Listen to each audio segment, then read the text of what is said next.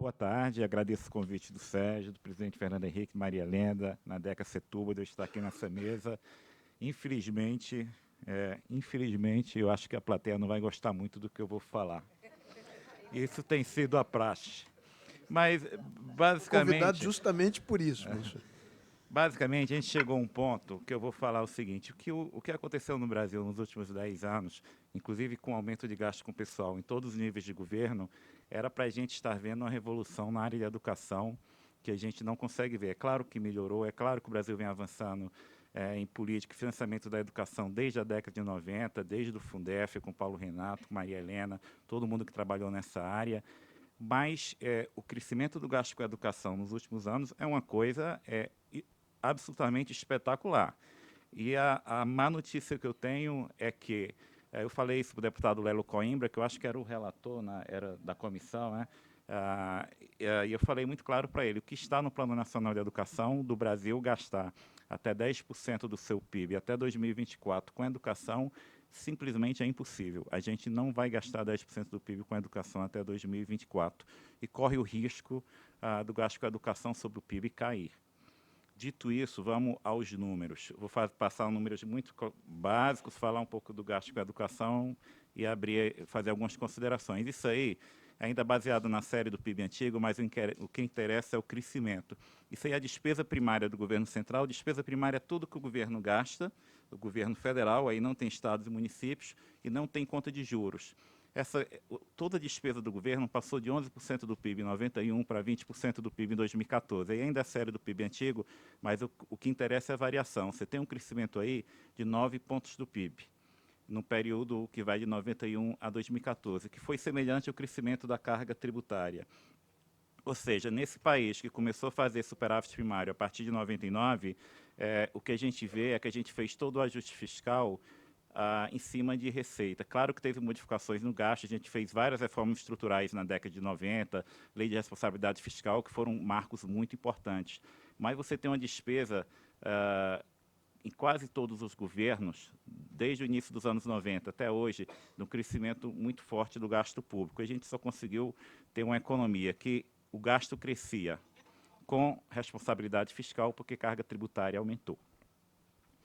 E aí tem uma coisa interessante. O que foi prioritário nesse país, a gente fala que a educação é prioritário, que saúde é prioritário, mas, de fato, o que foi prioritário nesse país foram programas de transferência de renda. Quando o governo tributa João e Maria, pega esse dinheiro e distribui de volta para José e Renata. Se você olhar, esse aí é o gasto primário de 91 a 2014, se vocês observarem duas colunas, que são programa de transferência de renda, o governo pega o dinheiro e transfere para alguém. INSS, aí você tem ali LOAS, que é o benefício de um salário mínimo para deficientes e pessoas idosas em famílias pobres, despesas do FAT, que é seguro-desemprego e abono salarial, e as várias bolsas que foram consolidadas no Bolsa Família.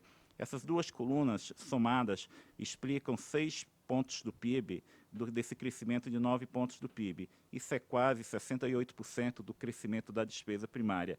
68%, quase 70% do crescimento da despesa primária de 1991 a 2014 vem exclusivamente de programas de transferência de renda.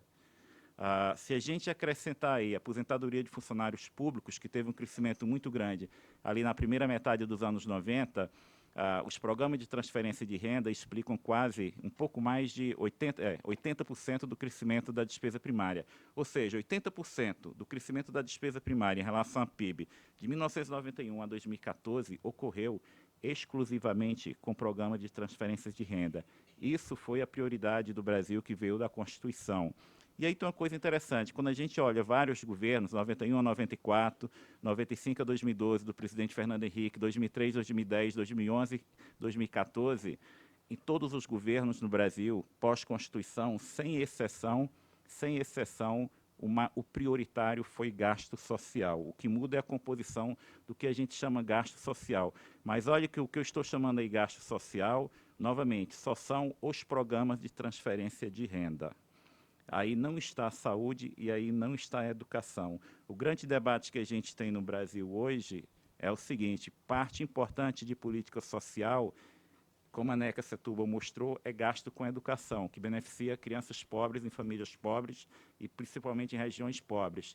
A gente vai ter que mudar um pouco essa concepção do que a gente chama de gasto social, porque simplesmente o governo não vai ter dinheiro para continuar expandindo tanto os programas de transferência de renda, gasto com educação, gasto com saúde e outros tipos de gasto como investimento. E aí a gente chega numa questão bastante complicada. O Brasil, isso é positivo, o Brasil que saiu da Constituição e com os vários governos posteriores à Constituição que foram regulamentando o que está na Constituição, criou uma rede de assistência social muito ampla. O Brasil, isso aí é a média de 2011 e 2012, o que o Brasil, o setor público, gastava com política social era mais ou menos em torno de 23% do PIB, que isso era equivalente a todo o gasto público, muito próximo ao gasto público total da China. Ou seja, o que a China gastava com juros, com tudo, era próximo ao que o Brasil gastava só com social, só com programas de transferência de renda, educação e saúde pública. Ou seja, a gente montou uma rede de assistência social que foi muito boa, ela é grande, ela é extensa, inclui muitas pessoas, mas a gente chegou a um ponto que não dá para fazer mais do mesmo.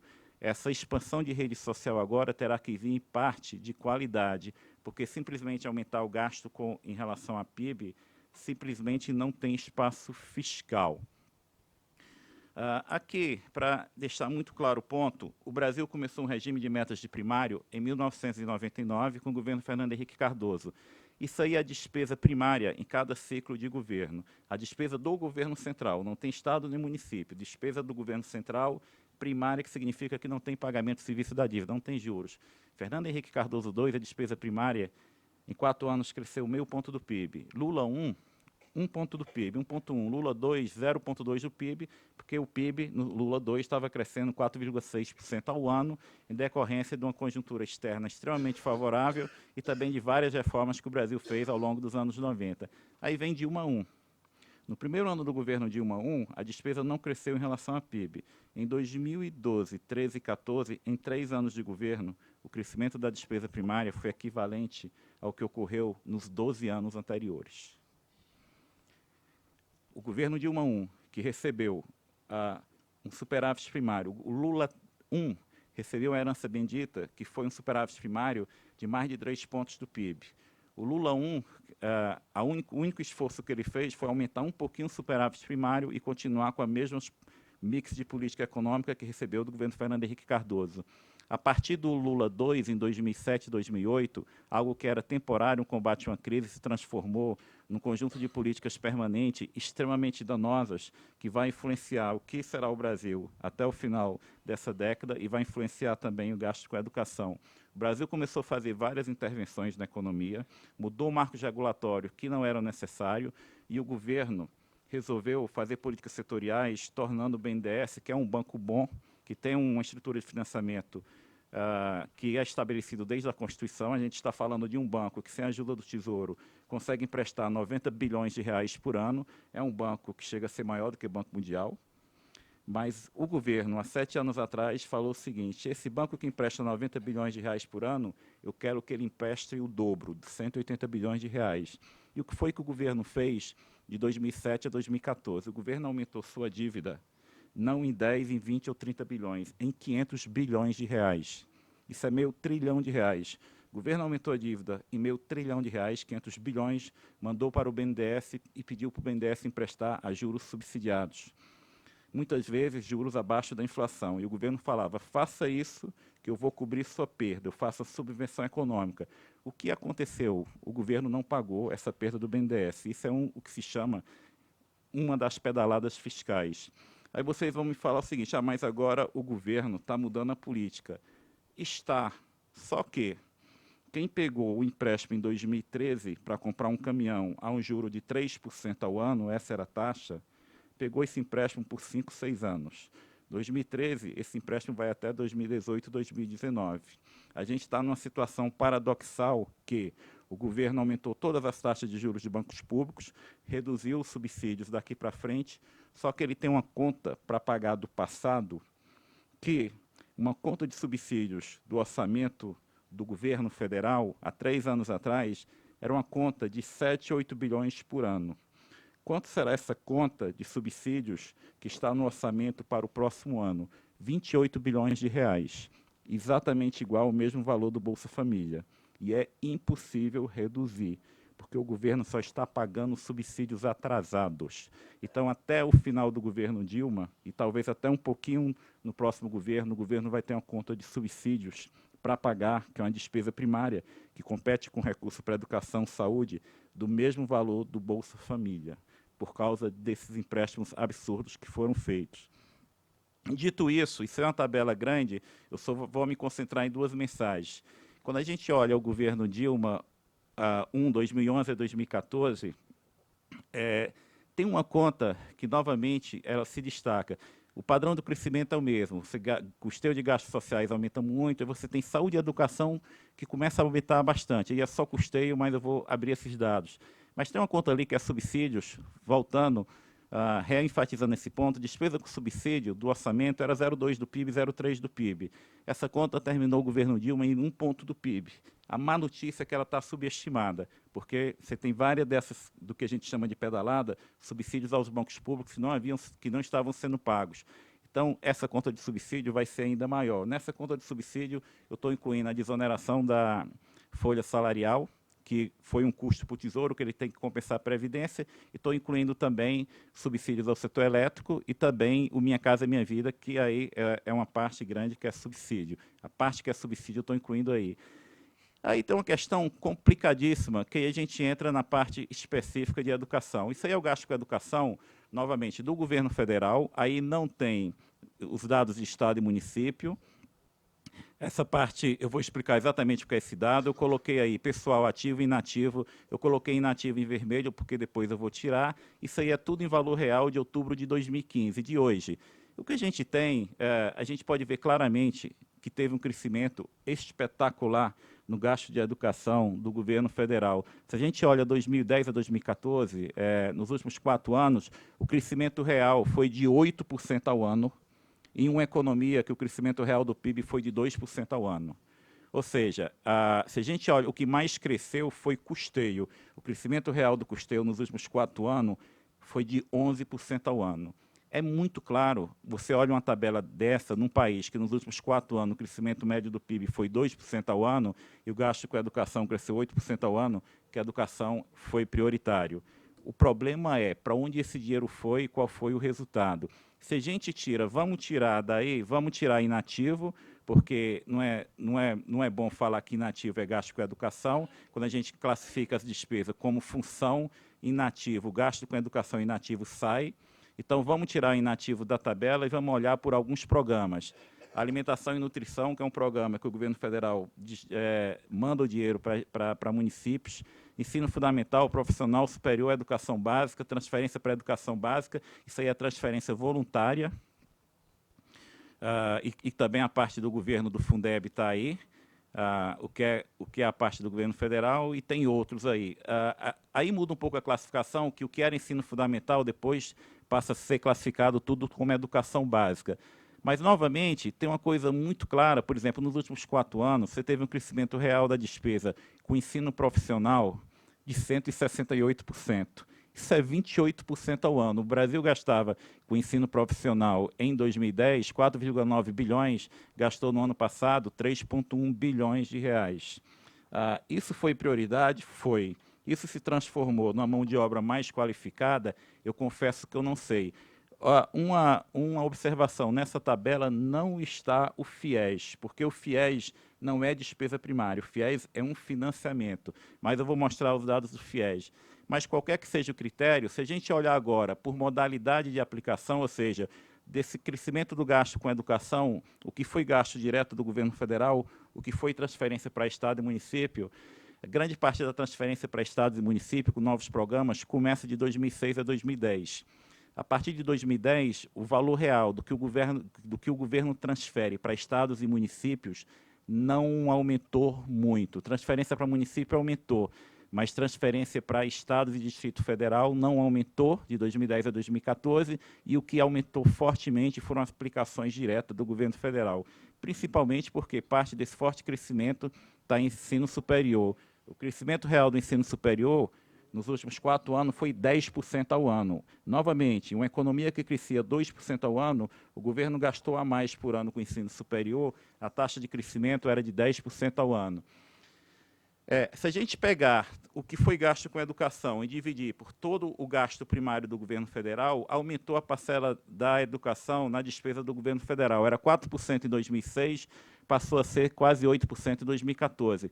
Teve uma modificação institucional importante em 2007.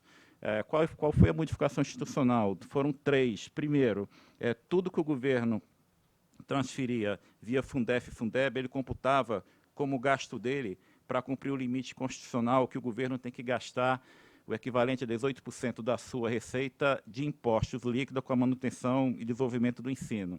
Depois foi mudada a regra e falou que o governo só podia computar 30% dessas transferências, ou seja, o governo teve que aumentar mais o gasto dele com a educação para cumprir o limite constitucional. Também com a renovação da DRU em 2007, a desvinculação de receita, ela deixou de incidir nos recursos da educação. Ou seja, desde 2007, aquele mecanismo que o governo está tentando renovar, que desvincula parte da receita vinculada, não pega recurso para a educação. E teve uma terceira mudança, que é bom e ruim. Qual é a terceira mudança? É o seguinte, quando um governo deixa restos a pagar, o governo tem que, a gente chama liquidar aquele resto a pagar, comprovar o gasto num período de 2 anos. Se ele não fizer aquele gasto, aquele resto a pagar, tem que ser cancelado. Em 2007, essa regra mudou para educação e saúde. O governo pode, até 5 anos, fazer a liquidação. O que é exatamente que isso significa? Isso aumentou a margem do governo de manobra de recursos vinculados. Por quê? Uma despesa obrigatória ela é calculada em cima do recurso empenhado. O governo pode mandar um dinheiro para o UFRJ, enfim, ou para a Universidade Federal de Alagoas, empenha, mas não deixa o gasto ocorrer.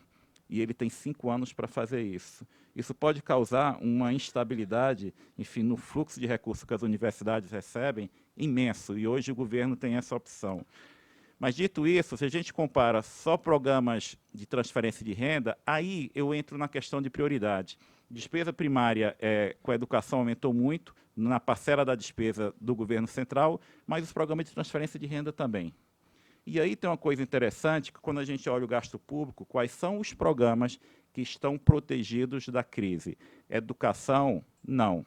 Por quê? Porque a receita na crise, numa recessão, e não vamos brincar, o Brasil, desde 1900, desde a virada do século XIX para o século XX, só teve 2 anos que o Brasil teve 2 anos consecutivos de queda de PIB. Foi 1930 e 1931.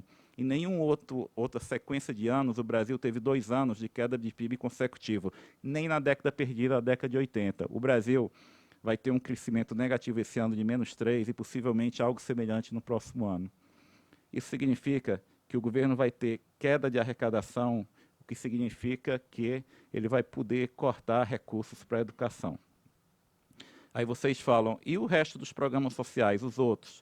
Todos os programas de transferência de renda, com exceção de um, que é avaliado positivamente, que é o Bolsa Família, o Bolsa Família não tem regra de indexação. O valor do Bolsa Família é definido periodicamente. Todos os outros programas sociais são indexados à inflação. Previdência, INSS, assistência social, LOAS, e seguro-desemprego, abono salarial. Todos são indexados ao salário mínimo, que é indexado à inflação. Vocês vão me perguntar o que é que isso significa na prática. Significa o seguinte, que quanto maior a inflação, maior o gasto com esses programas. Se o Brasil tiver uma inflação de 14%, 15% ao ano, isso vai ajudar o equilíbrio das contas públicas? Não, porque uma inflação de 14%, 15% ao ano, o gasto público, 60% do gasto público vai crescer no mesmo ritmo da inflação. E a inflação teria que ser crescente para equilibrar o orçamento. Ou seja, hoje, ao contrário do início dos anos 90, nem inflação resolve o problema fiscal. Dito isso, sem deixar muito assustado, isso aí é um investimento do governo federal. Manchetti, só para te dar uma noção de tempo do show de terror, mais 3 minutos. Tá bom. Isso é investimento do governo federal. O governo federal investiu, em média, 2007 a 2009, o equivalente a 3 bilhões. O investimento do governo federal nos últimos 3 anos triplicou em valores reais. Claro que, Se você triplica o investimento, o que é que vai acontecer em seguida? Aumento de custeio. E o governo federal está cortando isso. O governo federal, até setembro, já deu um corte no investimento do Ministério da Educação real em 50%. E esse corte vai ser mantido no próximo ano. O que é que a gente tem na história recente do Brasil? Um governo federal que triplicou o investimento, construiu muita escola técnica, universidade federal, e aqui é o número de funcionários ativos do Ministério da Educação. De 1997 a 2007, cresceu 6 mil. De 2007 a 2014, cresceu 90 mil. Você expandiu 90 mil o número de funcionários ativos, triplicou o investimento. Como é que agora você vai economizar a educação? Não vai. Você vai criar um grande problema, vai fazer cortes que você não vai ter controle, etc. Isso é um programa que foi muito famoso, que não tinha nenhum controle, que é o FIES. Isso aí é o financiamento anual. Esse ano, mesmo com os cortes, vai para perto de 16, 18 bilhões. O governo modificou recentemente, mas esse foi outro motivo de expansão da educação privada. Isso aqui são as tabelas do NAESO, mas só para mostrar, quando eu olho, essa que eu queria mostrar para acabar.